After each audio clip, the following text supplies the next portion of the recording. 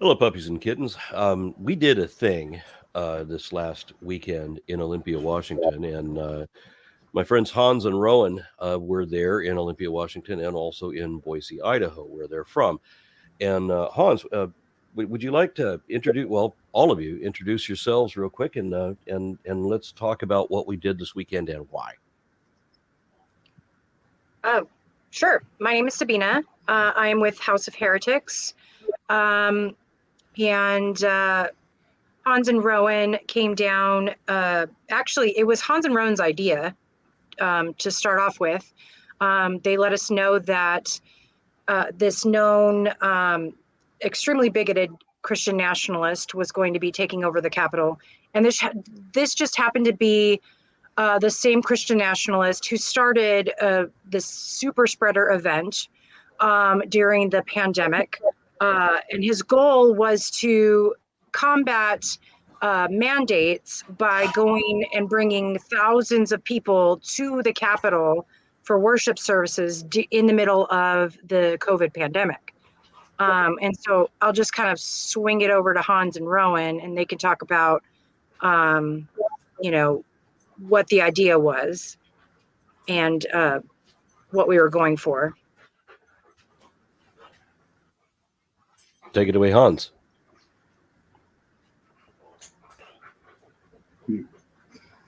So I'm Rowan from Satanic, Idaho. This is Hans. We're both co-organizers of Satanic, Idaho, which is a independent satanic collective that values compassion, wisdom, and justice.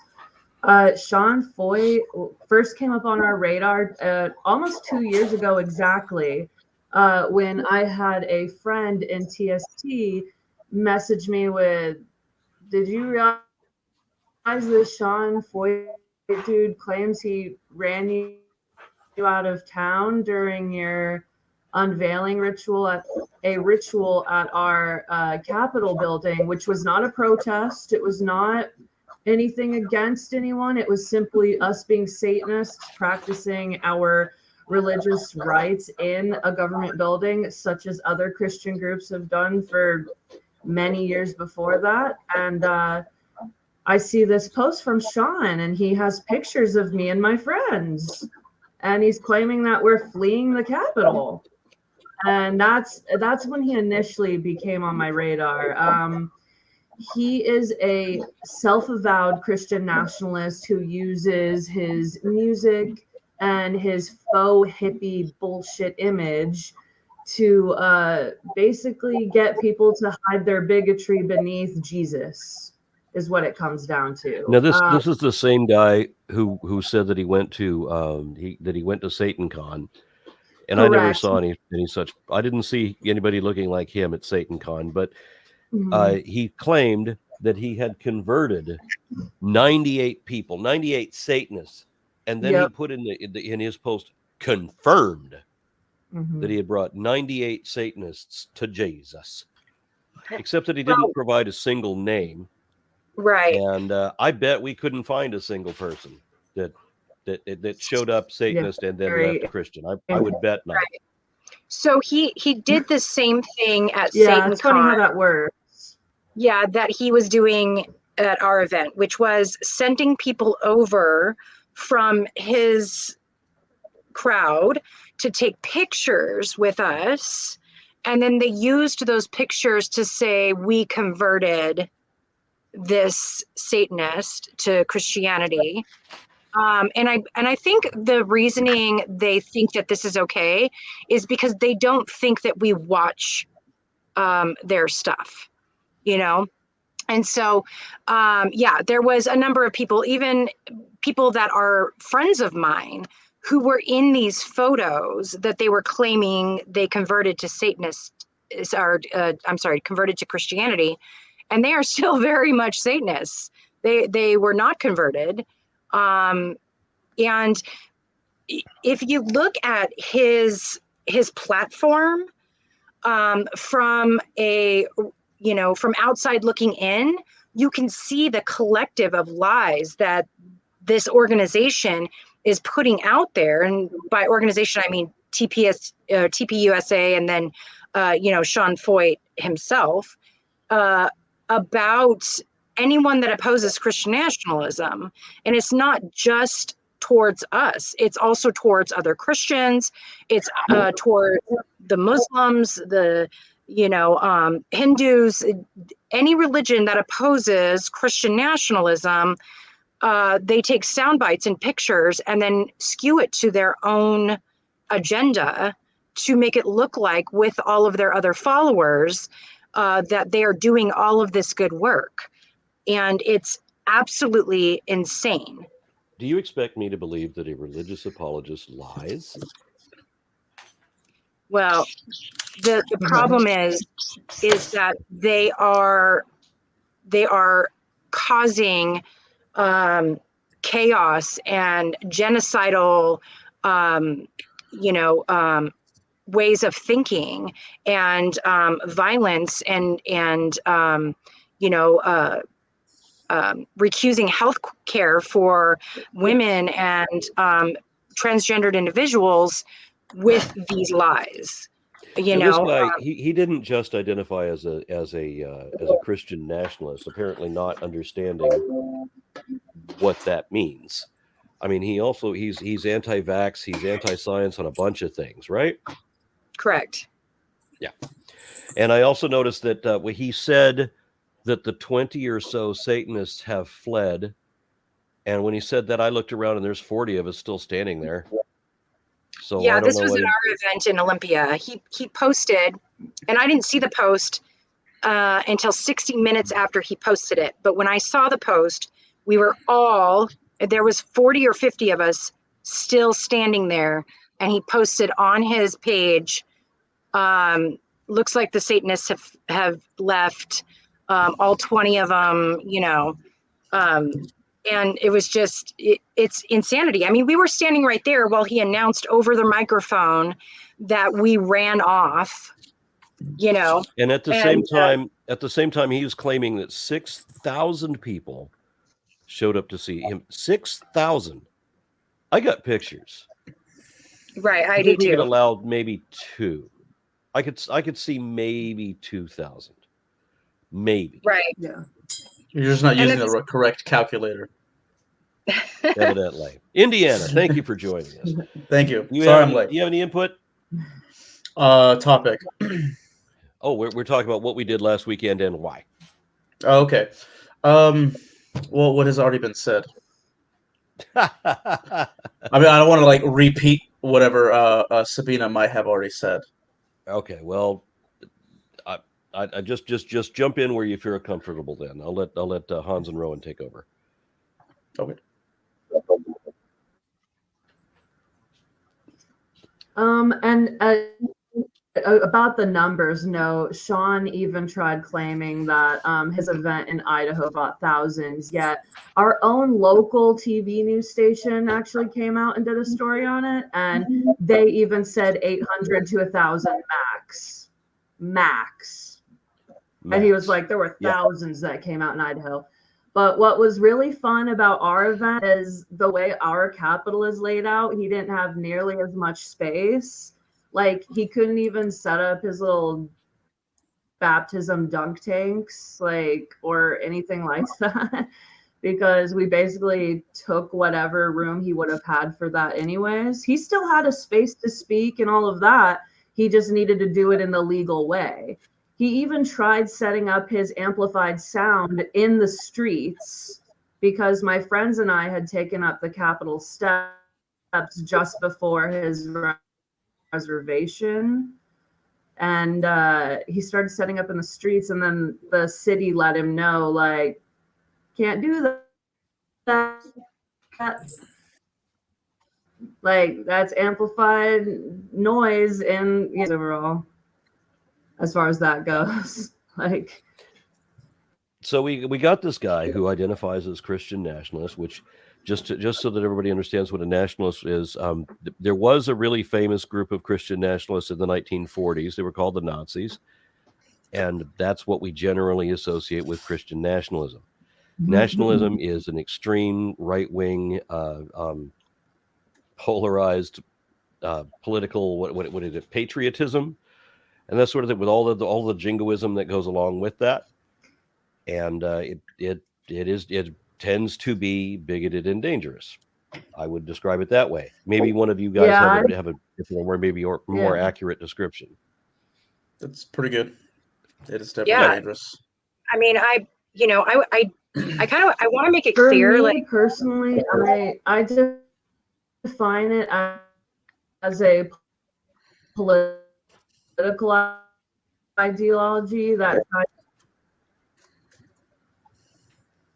I don't know what's going on with Hans and Rowan's equipment, but you're lagging really bad.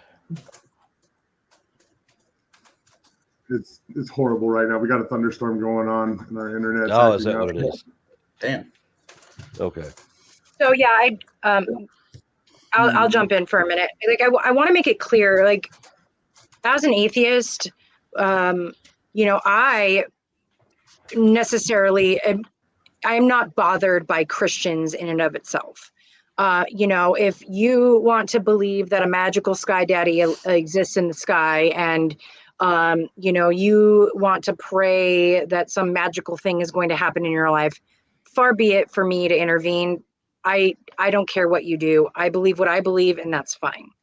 But when your religion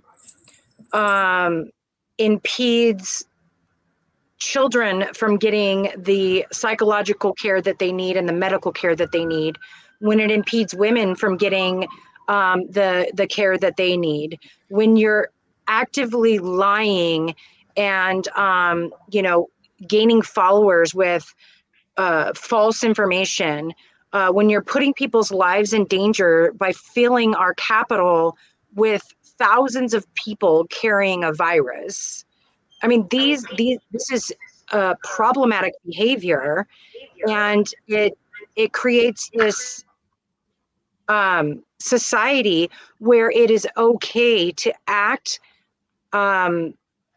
with disregard to other people in the name of something that shouldn't be determining whether or not we get the proper care. There was a news group out there with the Christians, and I don't know what the news group was. I was told that it was some extreme right-wing network, but I had a hard time understanding how anybody would hire that girl to be a newspaper reporter or a media reporter. They had a professional-looking camera, but she was, well, anyway. I interviewed with them for about 45 minutes, and I'm sure I will never see a clip of that footage because I didn't give them anything they could soundbite. One of the things that they said to me in that 45-minute interview was, which I think it was 45. I wasn't actually timing it. It was just what it felt like. It was when she questioned whether we had any values or morals at all. And I said, isn't it sad that, Christian values translates as bigotry against other religions. Your family values translates as I hate gays. And your national values are, again, bigotry against every other ethnicity and so forth. So when you say values, it really translates as prejudice against other people. Right. And on top of that, Christian nationalism, they don't follow their own teachings. They don't follow the book that they hold so dear. They pick and choose the things that they want to follow, and then they follow that. Hans and Rowan were shouting at the Capitol, like, there's Bible verses about preaching in the streets, and there's Bible verses about respecting the law of the land. There's Bible verses about not wearing leather, and Bible verses, you know what I mean? But is it Matthew 6:5 or is it 5:6? 6:5.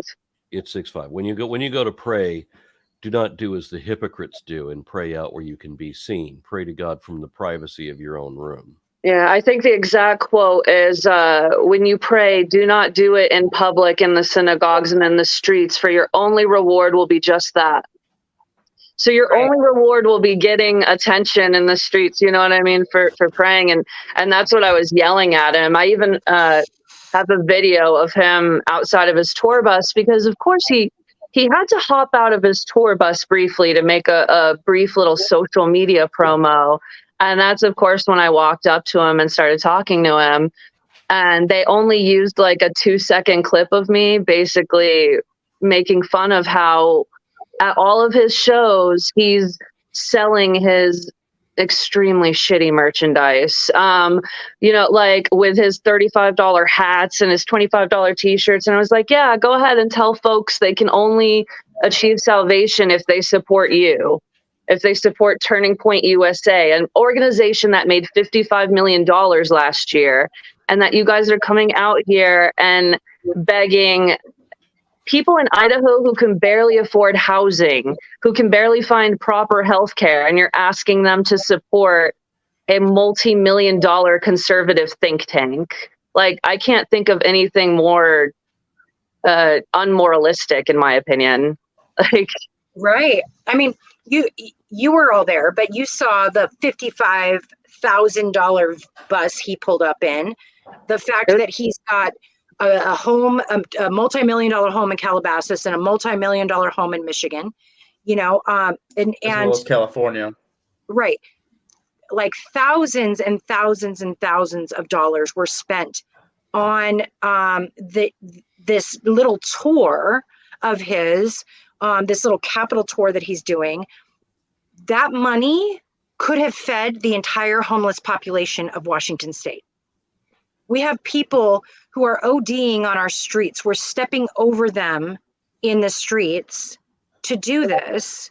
mm-hmm. And he's bringing paying busloads of people to come in and fill our capital for what purpose? To make a point? To let everybody know? Didn't Jesus say to turn away from the homeless and reject the poor? Yeah, I think so. Yeah. That's why. And that only rich people would get into heaven? Oh, that, you know what? I remember that. Like, actually, With their camels and needles, yeah. It was funny. Along with the coat check. Our friend Lindsay is a fairly popular TikToker. She goes by Socialistly Awkward on TikTok. I love it. Yeah, she was live streaming our event, and she was also talking to some folks in the crowd because she's funny. She's like, well, I look like a Republican, so I might as well try to like initiate some conversation. It was really funny. And she was telling me a lot of those folks weren't even from Idaho, weren't even from the PNW. Some of these folks were from Texas and like Utah, coming with like their pastors who were guest speakers up there. And I'm like, y'all are the agitators that you guys tried claiming we are. You guys are the out-of-state agitators. Like, this is great. Like, wonderful news. And somebody was like, well, how are we impacting you? How are we affecting you? And I was like, have you looked at Idaho legislature lately? You guys have banned healthcare for minors if you guys deem it necessary. You guys have a law on the book where you can faith heal your child to death. You have restricted abortion rights to the point where we have to send people to Oregon and Washington. Like, we have so little healthcare providers because of these issues. It's scary. And you're going to sit here and tell me we haven't been impacted by your, like, you have to be joking. And what I thought was even funnier was, Sean, we have several prominent Mormon legislators who had attended the event. And afterwards, he's talking about how he converted Mormons. Prominent. His exact prominent Mormons. We baptized a couple prominent Mormons into the blood of Jesus Christ, and they're joining us now, or something like that. And it turns out that one of the people that he actually baptized is Tammy Nichols. He converted Tammy Nichols. So she's a representative out of Middleton, Idaho, and everybody calls her domestic terrorism Barbie. She is a known affiliate of different hate groups. She gets on the internet and spouts a bunch of crap that is just absolutely abhorrent, like posting animated videos of sex change operations, saying that we're doing it to children, stuff like that. And she, at one point, we had a protest here when Roe versus Wade was overturned, and she brought a known child molester who was dressed up like a Proud Boy as security to our event and stood 5 feet away from my child and our trans friends, calling us all trannies and faggots the entire time. And groomers, of course. And groomers. So this is one of the people that he brought up on stage, and she gave him a private tour of our Capitol building. And then they recorded a video of him up at the top of the Capitol building in the rotunda outside, like singing, you know, Jesus hymns and all that shit. But what made the event really, because I mean, with Olympia, the tone was definitely different. Like when we first showed up in Olympia, we could definitely tell like there was barricades, and the tone of our group even was different. Like it was more of, here's some speakers. We're going to speak against Christian nationalism. We're all going to have a good time, eat pizza, all that stuff. But we knew going into our event that our event was going to be a showdown, basically, because our Capitol's rules are totally different. There's only one reservable space that was available, and we reserved the park. Like we paid the city to reserve the park catty corner from where their event was. So our park actually contains all the shade. So when you have a bunch of people showing up from Northern California, Montana, Wyoming, everything else where the temperature is nice, well, you're in the high fucking desert now. So now you're looking at 95 to 100 degrees, and you have no shade out there. So the Boise City Police Department contacted us the night before, gave us the rundown, gave us a phone number to call, that if any of these people came into our space and were acting a fool, we could call this phone number and the police would come into the park and remove them for us, which ended up being very useful. We had about 6 or 7 different Christians removed from our space because they were being violent. One of them threatened to shoot me in the head. He said that he had shot himself in the head in 1976 and he went to hell, and God came into hell and pulled him out of hell and brought him back to earth so that he could shoot Satanists in the head, is exactly what he told me. So at that point, it was like, all right, officer, fucking get him, you know, get him out of here. LSD used to be so good back in the day. God damn. What's funny is he tried running away when he saw the cop coming, you know what I mean, to say something to him. And I was like, you coward. Like, you're going to freaking say some shit like that. And then as soon as you're going to face the consequence, run away. Like, of course, typical of the people you hang out with and associate with. But so the tone of our event really took off because we got a sound system to compete with Sean, and we weren't going to let him just get on his microphone and bully us from a distance with this crowd. So we took it to him hard. We played a lot of Slayer, Deicide, Gwar, stuff like that. We had one old guy come up. Yeah, we had one old guy come up to me and ask me if I could turn the music down, and I asked him if he could go in that state house and get my child's rights back, and he said no, and I said, all right, then the music stays up. But it started earlier before his event. Like Rome was saying, he had to set up in the street, and we've had experience with that already with amplified sound in the streets. It is a fine, and you will go to jail. So we made sure to yell while Rome was confronting him, like, do you have the permits to be in that street? So then all of a sudden they had to hold off and wait till about 2:30 to start setting up, and his event started at 4. So then once his event started, you could see the different hate groups start to show up. And one of the most infamous hate groups that we have here in Boise is a local group called the Idaho Liberty Dogs. They'll tell you that they stand against Marxism and stand for the Second Amendment, but that's not actually true. What they are is they're a for-hire group that will show up and rough up protesters for people that, and I'll say for hire because they definitely make something off of it. I don't know what's being made off of it, but I don't know what keeps them doing it other than be antagonists. But they stood at the corner of the park for a while, and they were first eyeballing our generator. So I kind of went over and stood by the generator, and they had at that same protest where Tammy Nichols was there with the Proud Boy pedophile, they had assaulted a woman of color here in our community and tried to frame her with charges of assault and battery after they had a little kid with brass knuckles. He looked like Kid Rock, start punching women in the face and the chest with these brass knuckles. So our friend got mad, started fighting with the one chick, Sin, from the Liberty Dogs, and she ended up getting arrested. She got arrested on a felony assaulting a police officer. Well, thanks to the video that we had and also the police officer lying on the stand, she got off on those charges. But the Liberty Dogs noticed her standing on the sidewalk and know that they can goad this person into doing what they want, right? So you can actually watch the video that we have. It's the live stream of Sean Foyt doing his thing. And in Olympia, he never had anybody walk around the Capitol. In every other city, he's never had anybody do a lap around the Capitol. But this event, you can see him coordinating with somebody off to the side while his band is performing, like they're doing like a little solo, and he signals like this to the cameraman. So at that point, he tells everybody that he had some revelation from Corinthians or something, and that there was followers that walked past the devil. So he wanted all of his followers to circle the Capitol around us and come back to that same spot. So when he did that, all of a sudden, the crowd's walking past our section, and that puts them, I mean, within distance of us. They're right against us at this point. And at that point, I saw commotion start going on, and the police asked me to come over and separate my people from the other people. So I came over, told everyone to go back on the sidewalk, and it turns out that charges were being filed. And the Liberty Dogs had actually went into our group and picked a fight with the same person before by calling her the N-word. And when she called the N-word, she got up in the other person's face, and that person's 16-year-old daughter, they used her 16-year-old daughter and threw this girl into the middle of the fight and tried accusing her of assaulting a minor child.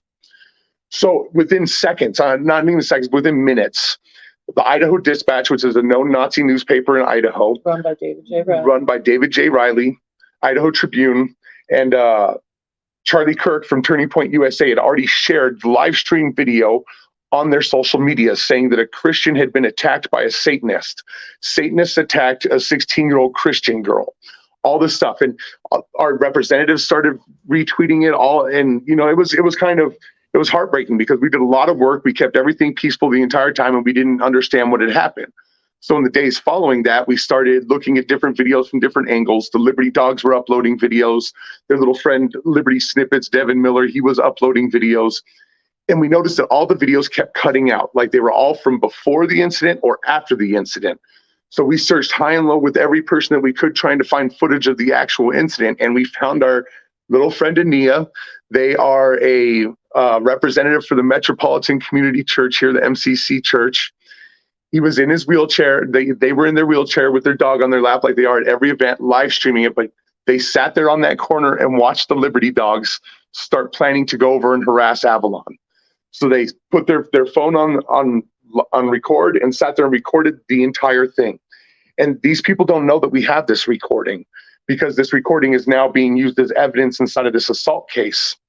But I can tell you that with this recording, not only do we have the Idaho Liberty Dogs going into our space and purposely picking a fight with somebody, we also have one of Sean Foyt's guests that he had on stage in Olympia and in Salem, who is a Turning Point USA member, coming over and giving the Liberty Dogs high fives and elbow bumps not less than 10 seconds after the entire altercation happened.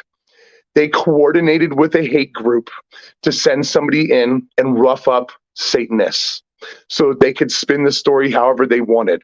They don't know that we have this video yet. So as soon as all these charges are figured out and everything's cleared up, we're going to go live with this video, and Turning Point USA is going to have some answering that they're going to have to do for sending people into our spaces in order to assault us and twist the narrative to benefit them. And we can send the other videos that we have as well. Sean Foyt, he got messed up. There's no other way to say it. He came here thinking that he was going to bully a community, and he came with a bunch of independent Proud Boy journalists and what's his name, Black Republican preacher. He goes by, I don't even want to give him Yeah, he's a douchebag. He's just some far right antagonizer from Portland that recently moved to North Idaho and affiliates with David J. Riley. And of course, he was following along on Sean Foyt's caravan. And this person was coming up to our event and harassing queer people. He was telling queer people that they were going to burn in hell. He was making fun of my friend's lisp, the way he was walking, the fact that he had his fingernails painted. Asked him if he had ever been pregnant before, like very off questions. And that's actually when I came up to interact with him very briefly. And he told me to have fun in hell, burning in hell. So that's when I responded with, have fun rotting in the sun, and he was like, the sun doesn't bother me. It doesn't bother me. And I was like, I don't know, it seems to be bothering you. We have all of the shade. God did not see fit to provide you with shade. He's only providing the atheists and compassionate Christians and Satanists shade. but for some reason he forgot all of y'all out there. And he was like, this event is weak, because we had like 50 people show up, whatever. I was like, well, it's better than what a $55 million organization could do.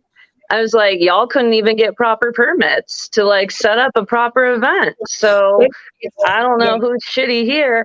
And then it's funny, he starts his live stream off and he's like, oh, it's so hot. There's no shade.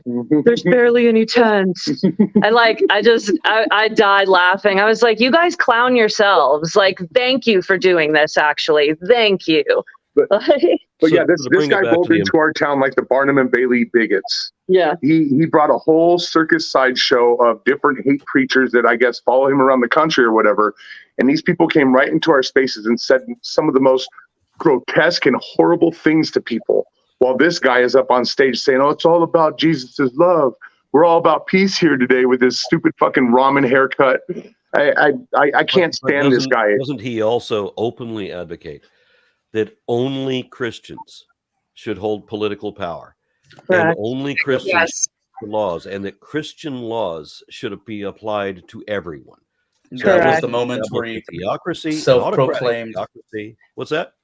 Oh, I'm sorry. I was like, that was the moment where he self-proclaimed as a Christian nationalist. Yeah. Well, and the thing about it too, that, you know, I have two separate points here. Number one, you know, I don't even think he realizes that, you know, basic human decency, it did not come from a book or a book written by other men, you know, in the name of a god. It came with time. It came all the way back from earliest man. It was like, oh, I accidentally killed this person. I should probably not do that because now I don't have anybody to hang out with, right? Yep. Those aren't something, you know, common decency isn't something that God wrote, like, you know, and so you're trying to put these laws into place that aren't even in your book, right? And on top of that, 90% of your book is all borrowed stories from Greek mythology, Egyptian mythology, you know, all, you know. You don't expect to have a theological discussion with a Christian nationalist, with somebody who denies science. Correct. What's the purpose? Right. And so the thing is, like Rowan was saying, you know, we didn't have as many issues in Olympia, or hurdles to climb over, or as many hate groups coming in and bothering us as they did there. However, you know, part of that is we live in a very liberal state, and we live in the, you know, the Puget Sound area, and anywhere on the West Coast of Washington or even Oregon is very liberal. However, what I want to reiterate is that even if you're not living in an area where these things are predominant, where these slow trickle effects of Roe versus Wade getting overturned are starting to kind of become predominant, right? Even if we don't live there. This is becoming an epidemic. It's becoming a disease. And, you know, there was a bunch of uproar and a bunch of people who were like, oh, this is horrible. Roe versus Wade got overturned, but nothing was done about it. Nothing was done about it. You know, you can't just, you know, protest in the streets for a few months and expect that there is going to be change. And so even though we're not directly affected by what Christian nationalists are doing to our system now, that will rapidly change if we don't do something. You know, I am a woman who has gotten my tubes tied, so I don't have to worry about abortions. However, my daughter does. My daughter, I shouldn't have to worry about whether my daughter is going to have to carry a dead baby around in her stomach because a doctor refuses to take it out, right? Or For anybody who wants context on that, Louis Gohmert, of course, a Republican senator, demanded that even in cases where the fetus was determined to not have a brain, and could not be viable, effectively the dead baby that you're talking about, he wanted to demand correct. that if an underage child was raped, that she would have to go through the body disfigurement of carrying a pregnancy to term, even if the baby is brainless. Which I can understand why Louis Gohmert would say that, because of course, if children don't give birth to brainless babies, then who is going to vote for Louis Gohmert? Yeah.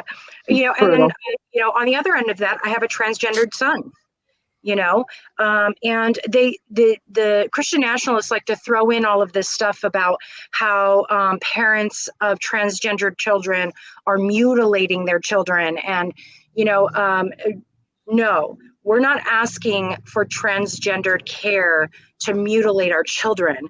We're asking for psychological care. We're asking for medical care, because this is a real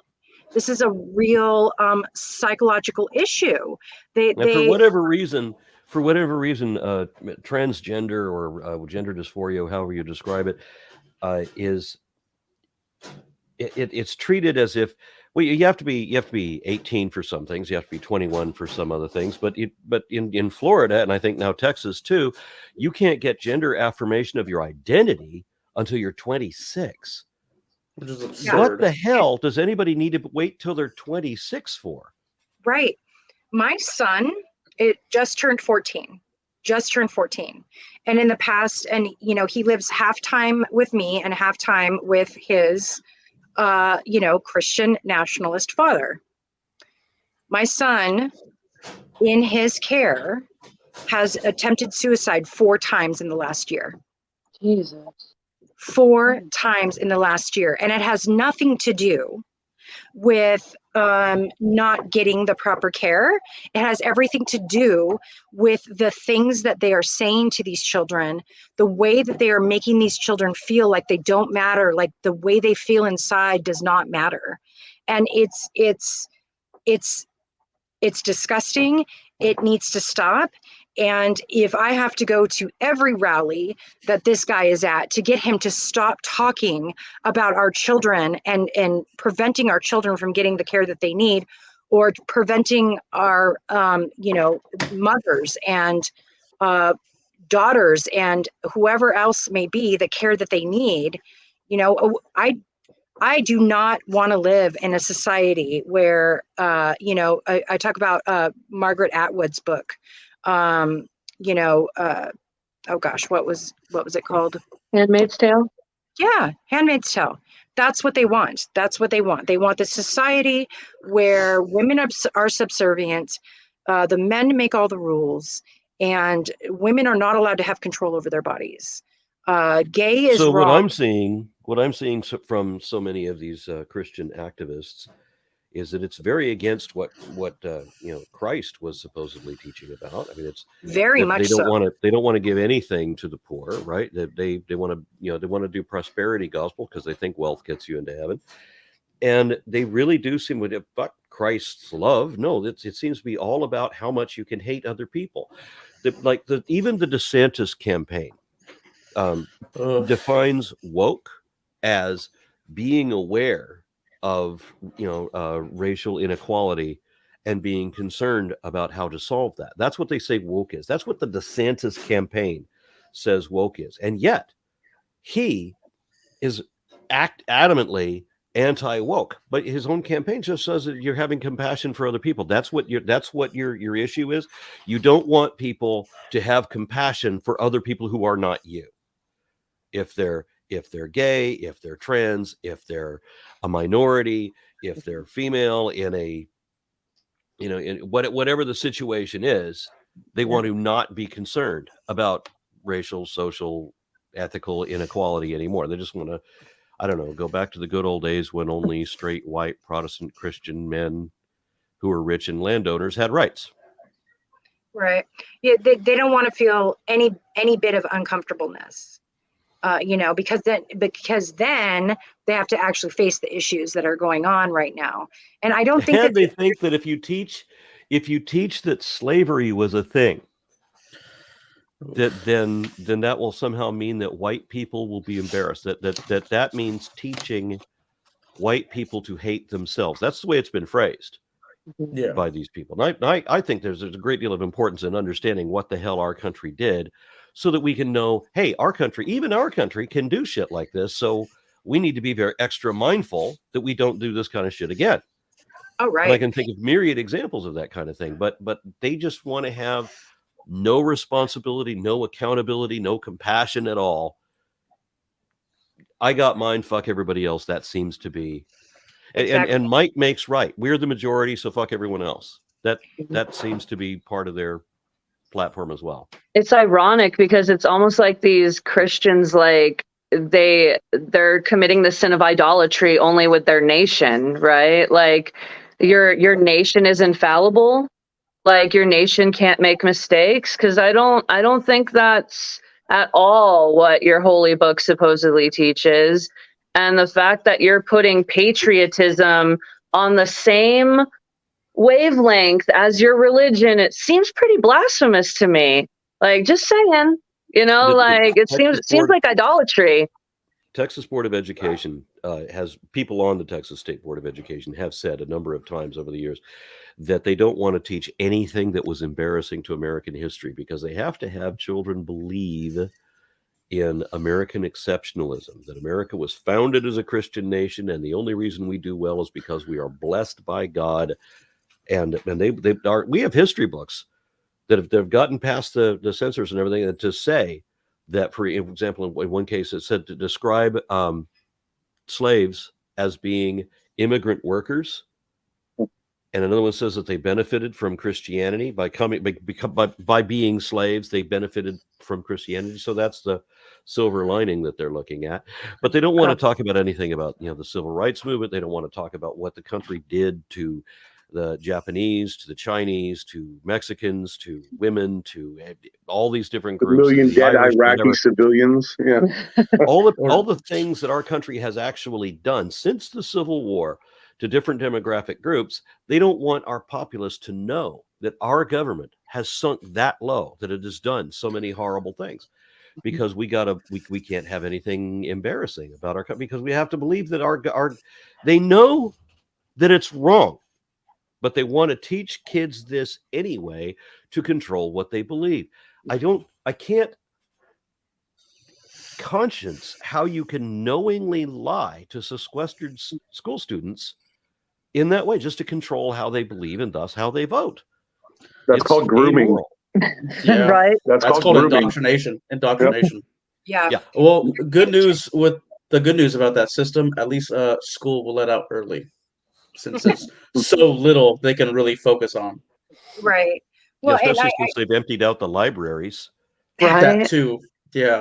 They spout this, freedom and patriotism and all this kind of stuff. And the funny thing is I don't think that they realize that there is an enormous amount of freedom that comes from accountability, that comes from saying, you know what, you're right, we fucked up, right?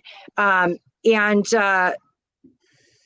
not like withholding information is not going to make the information go away. The information is still there. The truth is still there. What you're doing is you're creating a society that is built on confirmation bias. And confirmation bias is so dangerous because it creates this fantasy that we live in this world that is perfect, and we don't. We don't live in a world that's perfect. And it's okay for people to make mistakes, but it's not okay to say that never happened. That's like going to a parent when you're older in life and saying, hey, this kind of behavior when I was growing up was very damaging to me. And them going, that never happened. You don't know what you're talking about. No. Right. And then we're all sitting there going, what do you mean? I saw it. It's called gaslighting. And it's happening on an excessive scale right now. you know? And so, I what we think have it's culturally right now is we have a huge amount of anti-intellectualism and a huge amount of tribalism. Nobody cares what the truth is because we just have rampant dishonesty, both in in the school board and certainly in politics always. But I mean, in a number of other places too, that people just don't care. They're not being held accountable when they say something wrong. right. It used to be if you said something that was shown to be wrong and that you knew that it was wrong, or when you said something was true and you had no way of knowing whether it's true or not, you could be called out for a liar and you would lose all credibility. That would be the end of your career. Not so anymore. Now people make their career out of line. Right. Or at least calling out their hypocrisy. Like, one thing I noticed is like a lot of these people are veterans that fought overseas and talk about how they're against religious extremists, and how they're against, like jihadis and all of that. And it's like, you guys are starting the process of like doing that. Just a side note, like the white version. yeah, exactly. The very thing you guys were fighting against is something that you guys are falling prey to. And I had a conservative, and I bring it up just because I know it's going to come up in the comments of this video, I'm sure. And like, oh, well, would you rip up a Quran? Would you, do any of that? And yes, I would. If a Muslim legislator came to my capital and started talking about how everybody needed to follow Sharia law and only Muslims could be in government and all of that, yeah, I would. They wouldn't like me either. Like, I can assure you, it's not because I have a personal bone to pick with Christianity itself. Quite frankly, I've gotten a hold of a lot of my, quote, religious trauma. It's because you people are going into legislative bodies and trying to enforce this specific view of Christianity on other people. Like, it has nothing that, at the end of the day, people are allowed to believe whatever they want. Some people are just never not going to believe in logic and reason, or, they believe in a higher power for whatever reason, right? As long as they're not harming other people, at the end of the day, I don't really care. It's when you go in those legislative bodies and say the shit that Sean Foyt has said on camera. And I mean, it's really, you can look it up. Anybody can. Just Sean Foyt, Christian Nationalist. And he even says point blank what his goals are. He's a Christian nationalist. He believes Bible doctrine should apply to all U.S. citizens. He believes only Christians should be legislators. That's fascism. That's the kissing cousin of fascism.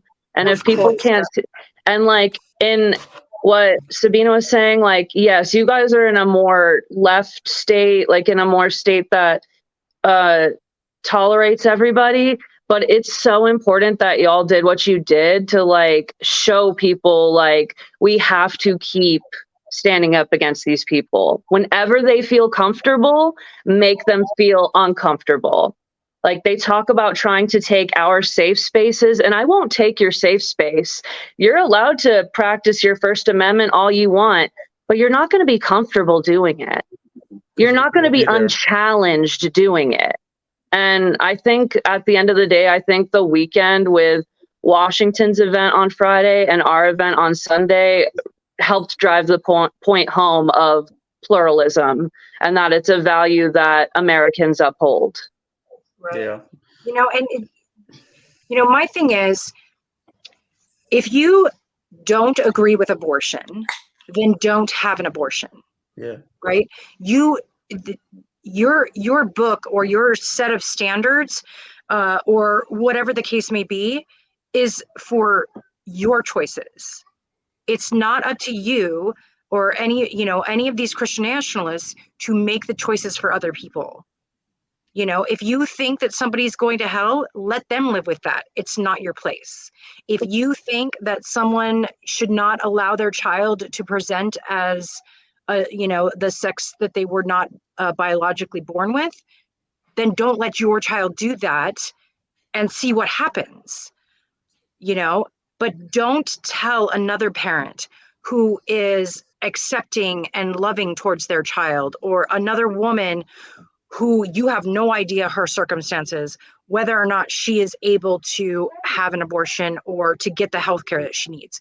It's not their place. It's not their place to tell us what we should do with our life. And if don't be concerned with our salvation, be concerned with your own salvation, because we know, we are certain of what our life and end of life is going to look like. We don't want you to tell us that. We don't need you to save us. Most of us have been in, that world. Most of us have read the Bible in its entirety. We didn't come to the conclusions that we came to, or the philosophy or the standards of life that we live by not being well informed, or not being made aware, or not seeing with our own eyes how this type of nationalism and religion is damaging to people. It is not only to ourselves, but to other people. And I will not stand by while these people come in and harm or belittle or damage the minds and the bodies of people who so desperately just need love. They need housing, they need food, they need love, they need Narcan, they need rehab, they need all of these things that you guys are saying, nope, you don't need that. You just need to die. You just need Jesus. All you need is Jesus. Yeah. Yeah.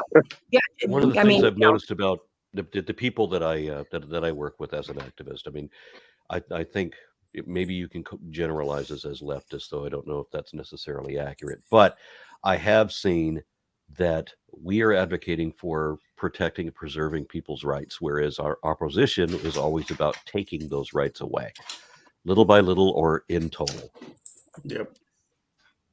But it's freedom, Yeah. And I don't think they understand, they do the same thing with the Constitution that they do with their good book, right? They don't read it. Right. They pick and choose the pieces that they want, and then they say, well, this is a my right, right? And there is a difference, and there shouldn't be, between a constitutional right and a basic human right. Right? I like what you said about that they don't read the Constitution or the Bible. I'm surprised at how many times today it happened that some believer arguing with me in social media somewhere tells me that I just need to read the Bible. Of course I do, and I have, and why don't you do the same? I think maybe you're not getting outside of Genesis 9. I think probably you're not getting any further than that. Wait till you get to Job and start scratching your head about, wait a minute, this is a bunch of stupidity. Right. And you should hear, like, Rowan and Hans and I are on Twitter, and even when you point out the fallacy of some of these things that these people are posting on their Twitter, the lies, the absolute misinformation, these followers, these people who don't realize that we're not attacking your faith, we're attacking what you're doing with that faith, attack us time and time again. And they don't just say you're wrong, or have you read the Bible? I mean, those are typical things we hear all the time. It's more like, you're a whore because you want abortion to be allowed, or you're a disgusting individual. And not one time do you hear any of us go, you know what, you're disgusting, you're a whore. We'll say, listen, you're wrong, or that is a lie, or we'll point out a Bible verse. But every single one of them will come in and say some explicit, disgusting, sexual-oriented thing towards us, and then call themselves Christians. Mm-hmm. Yeah, and I have people who criticize the left by accusing me of being a fascist. Because those And are these like same people who tell me that I don't. synonymous. Yeah, and that they don't. They tell me that I don't understand politics, and I'm pretty sure if you look up fascist, that's going to be a right-wing position, not a left-wing position. Maybe you want to double check that. Well, they also confuse that fascism and communism are pretty similar when in fact they're not. Yeah. Right. And I don't, I'm not a, so far as I know, I'm not a communist or a socialist or anything. And I wouldn't identify just because I felt like it. You know, I've taken a number of political tests. I mean, at least a half a dozen independent ones, and they all put me as a social democrat, exactly in the same place in the libertarian left quadrant of the political compass. So the tests individually may be arbitrary, but I did take 6 of them, and they all put me in the exact same place. So I guess that's fair just for me to say that's where I am. That is quite a few tests. Yeah. I would say I'm more humanist, socialist.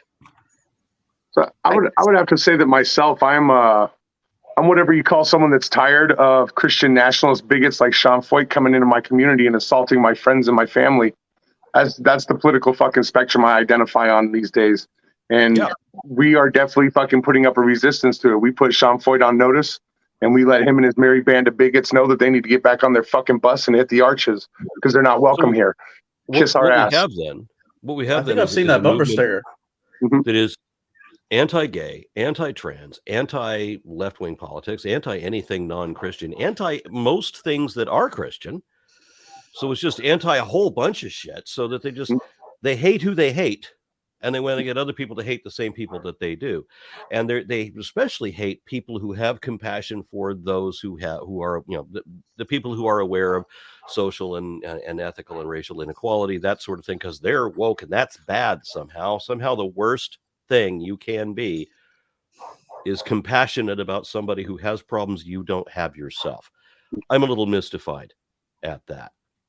Yeah, I mean, it's insane. The level of ignorance is just absolutely insane.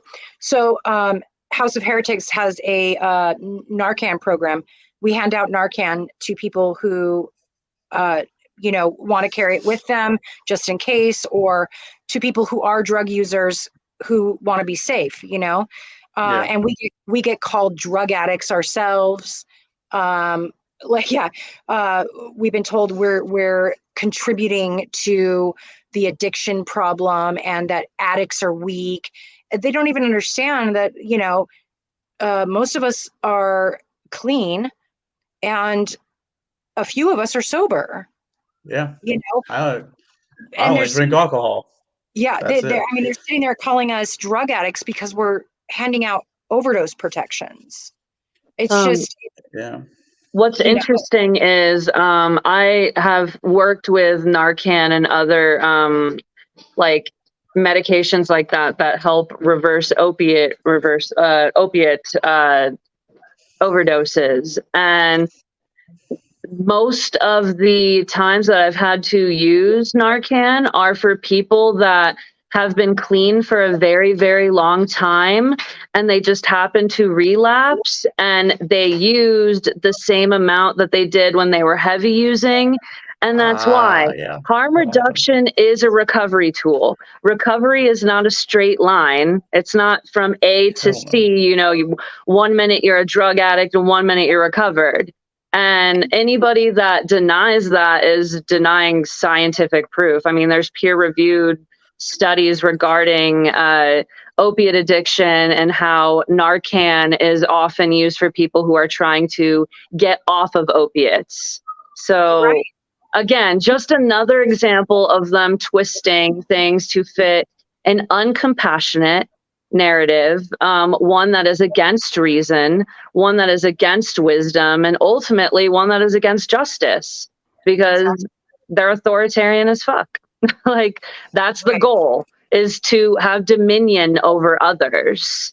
And no, you don't get to play that game. Like, sorry, or at least not easily. At the end of the day, maybe these assholes will win, but I'm not gonna let you guys do it without me being a pain in the ass. Like, there's no way. So yeah. I've mentioned before that you two, Hans and Rowan, you're among my favorite activists, because you're such a You're such a nice Gomez and Morticia couple. At one point, you're really cute and terrifying at the same time. A real powerhouse. A real powerhouse. Yeah. Well, So, and I think I think that's only because like we know our strengths and dealing with people too, right? Like I don't mind talking to folks who disagree with me or think differently than me. Just don't use hate speech towards me or slurs or anything, or you're gonna see a not nicer version of me. On the point that you just said, that if you disagree with me, I'm happy to be. If I'm wrong about something, I would rather somebody correct me so that and in such a way that I can understand, so that I will stop being wrong, because I don't want to stay wrong. Yeah. So if I am wrong, show me how I'm wrong, and then I will correct that. But we were talking about people who adamantly won't do that, who actively believe things they know are not true and that are hateful. They're calling us evil, but they embody evil. Correct. All right, so let's try to wrap this up if we can. Okay. Hans, I know that you right. had some more things to talk about, so let's hear some more from you. For me? Yeah. Yeah. What was the question again? Sorry, I couldn't quite hear you. I wanted to try to wrap it up. You said you had some other things to talk about, so let's hear it. I mean, I think we covered yeah, we it. pretty much covered everything. Okay. Other than we'll send you the videos and stuff that you can attach to this video as well of Sean making his not so grand exit from here in Boise, which Sean went ahead and, I mean, how long was he on the stage in Olympia? He was there for probably 6 hours doing all sorts of, but baptisms inside their water tanks, and then getting on stage and having their little quiet prayer times and everything else. He got on our stage and was met with fierce resistance from our community. We had faith leaders from all over the valley right here. We have Mennonites. We had Episcopalian, I think is what it was. Yeah, we had Wiccans. We had Native Americans show up. All these people show up to tell Sean Foyt, hey, no, fuck you. And we did it with music. Point. What's that? Important point to bring up is I saw this letter of rebuttal that was signed by all these religious leaders in Boise. I think it was in Boise, but it might have been other places. Correct. The Interfaith Coalition. So he went down Washington this and list of Oregon. all these religious leaders for all these different groups, and they were all saying that that Christian nationalism is un-American. Yeah, so there was a large group, I think there was about 50 of religious leaders from, and Jewish, Christian, Hindu, Buddhist, all over, from Washington, Oregon, and Idaho. They wrote a letter to, they all signed it. They sent the same letter to all of the legislators in those 3 states and said, do not allow this man into our state. And they were ignored. And right, he has the right to show up and say whatever he wants to say. But at the same time, he doesn't have the right to show up into our communities with these Proud Boys and these hate groups and say what he's saying by force, because what he's preaching already is force. And when you show up and actually start and trying to incriminate innocent people, as you were talking about before. Yep. So we made sure to let him know that his bullshit wasn't welcome here. And when he got on stage, he did his thing for like an hour and a half, and then he boned out. He left people on the street that were having heat strokes, and an ambulance had to show up and pick them up after he'd already gotten on his tour bus and deuced out. And we made sure when he got on his tour bus to get out of town, we made sure to escort him too, because he had to drive right by us. And he had 50 activists following him with megaphones and everything, screaming, nah, hey, goodbye. No, fuck you, dude. Get out of our town. You are not welcome here, and don't think that this is your safe space anymore. I think every town that he goes to from here on out, he should be confronted just like that. I think that when he goes to Montana, this next leg of his tour, I don't know, maybe Rowan and I will pack up the van and go to every fucking city and organize a resistance against this guy, because he's that big of a piece of shit. He needs to be put on notice. If I was an adult in the year that I was born, 1962, I would have been a proud Republican then, because back then the Democratic Party really was, the party of the Ku Klux Klan and so forth. But so far as I know, every Klansman is a Republican now. So, things have definitely switched, and the Republican Party has become what the party of criminal insanity, the party of hate. I can't. The party of willful ignorance and deceit. I look at these people, and it became super predominant during the pandemic. I guess a lot of us didn't have anything else to do except for watching the news and doom scrolling, right? But I look at these people with absolute horror. I'm just like, what makes you think this is okay? What makes you think that coming out of your mouth is okay? What makes you think that this person, as a president who has done all of these things, who has admitted to doing all these things, tried to take over the country, tried to throw away our democratic republic? These people have already said, his supporters have already said, they don't want a representative democratic republic. They want a monarchy. They want an autocratic theocracy. They want a king. Right. And they want to enforce their religious law against everyone else. Right. And the thing is, these people have done a good job of like amping up all these people, right? They're playing to these people's fears. Oh, you're afraid of the LGBTQ plus because they might hit on you. Let me amplify that, right? Let me tell you that I am too, right? I'm gonna play on all of these people's fears and all of these people's prejudices and all of these people's things, right? And now I've got this big group, and maybe not all of them have the same views, but because I've said these things out loud, now they're all my followers, right? And I don't think what these people understand is you're going to follow this person, and once they get into power, you're going to be like, what the fuck was I thinking? And especially when your children come out and they're not allowed to get the medical care that they need. Your child just imagine that January 6th had been a successful coup. Where would our government be now? We wouldn't be voting anymore. OAN people, their pundits, their talking heads were saying, just put Trump back in office and then stop having elections. Yep. He would have been a dictator. So what we've noticed here now since Sean Foyt was here is that this isn't just a movement of Christians that want to bring kingdom to the capital like he likes to frame it. What we're dealing with here is literal Nazis that are wrapping themselves up in Bible drag, and they are using the Christian like the original Nazis. Yeah, they're using the Christian faith as a shield. A little better. Yeah, they're using the Christian faith as a shield to hide their true goals and their true motives. And their true motives are they're hate groups. You know what I mean? They want to instill the fear into minorities. They want to persevere with the white race, all this other stuff. If this movement is about peaceful Christianity, why are there unpeaceful Nazis with firearms showing up at your events? You know what I mean? Like, and the onus really isn't the onus isn't on us as a society. The onus is on them as Christians, right? Just like Republicans. There's some Republicans out there that are anti-Trump, that say that this man is a threat to democracy. And there's Christians out there that say that I don't agree with Sean Foyt and Christian nationalism. Well, guess what? I can show up, we can show up, we can throw up speakers, we can denounce Christian nationalism, but at the end of the day, it's up to other Christians that are decent Christians to stand up to this bullshit. It's up to them. How many times we had to explain to the Christians at that group that Christian nationalist does not mean all Christians, that not all Christians are Christian nationalists, and that Christians should be objecting to Christian nationalism, that nationalism is an un-American prejudiced subset. I find it difficult. If they associate with Christians, they think that they're all the same thing. So you're just saying that every Christian is no, I didn't say anything remotely like that. Mm-hmm. But these people they're practiced in not understanding nuance. They see everything in extremes, in binary extremes.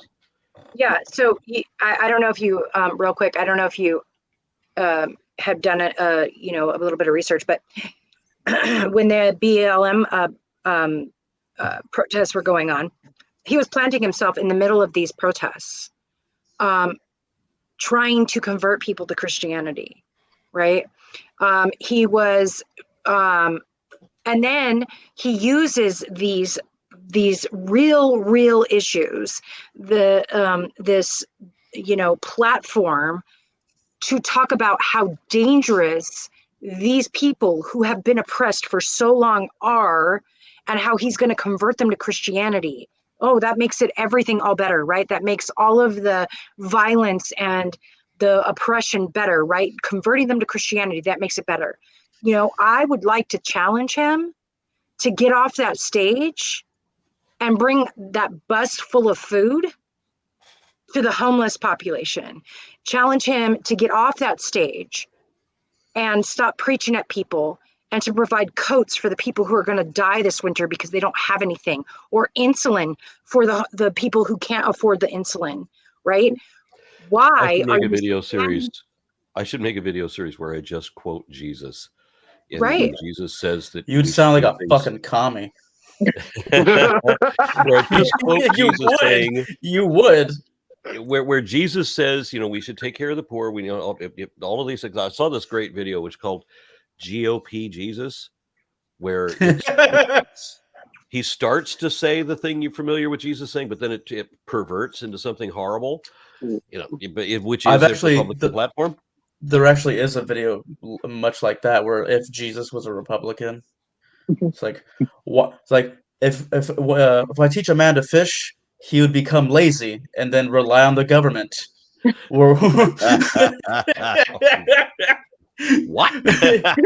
Yeah, it's literally a video just like that. It's great. It's fantastic. All right, send me a link and email if you would. All right, so I'm going to try to wrap this up. I want to thank you guys for absolutely having me out. I wish I could have done the Olympia thing and the Idaho thing. That would have been fun, but just of course it wasn't possible for my situation. And Indiana, very good to meet you. Sabina, you as well. I do want to end with this. There's a scripture, and it says, just like every satanic meeting, we end with a. Oh jeez.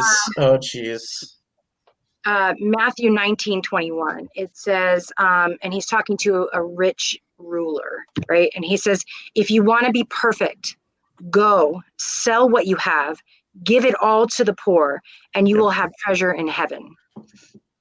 Yeah. If you believe in heaven, if you are a theist and you believe in heaven, then what are you doing on that damn stage?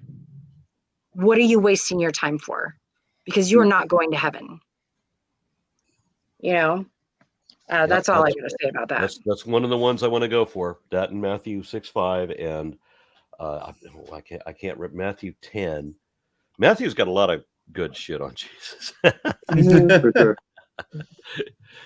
All right. Well, thank you, everyone. And I hope to be involved in whatever future activism you've got going on.